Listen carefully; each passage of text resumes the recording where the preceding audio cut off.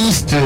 des 13 candidats retenus pour l'élection présidentielle du 12 octobre prochain par l'ECAM a donc été rendue publique par le président du conseil électoral au cours d'une cérémonie qui était très solennelle. Liste qui ne comporte donc pas le nom du candidat du MRC, le professeur Maurice Kamto, qui avait été investi par le Manidem d'Anissé Ekane. C'est donc une liste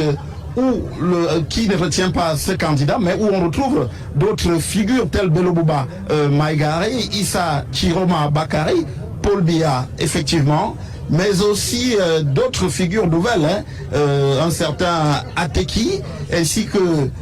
des figures classiques encore, Matomba et Kabra Libi, qui figurent bien dans cette liste de 13 candidats arrêtés par Election Cameroun, mais ce qui confirme quand même la fuite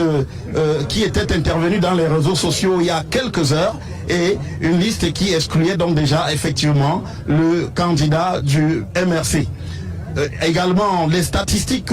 ont été données avec naturellement une inflation des candidatures, cette fois-ci 83 au total pour cette élection présidentielle avant l'élagage de l'ECAM qui est intervenu ici et pour clarifier les choses avant la tenue du scrutin présidentiel. Il faut dire que les candidats disposent d'une voie de recours, celle qui peut être formée devant le Conseil constitutionnel selon les articles 128, 129 et 130 du code électoral. Il faudra donc effectivement saisir le Conseil constitutionnel, et dans le cas de l'article 128, il est même prévu qu'un parti politique puisse remplacer un candidat dont la candidature a été déclarée irrecevable, à condition bien sûr que lui-même remplisse les conditions nécessaires pour que cette candidature soit validée. C'est donc désormais devant le Conseil constitutionnel que ceux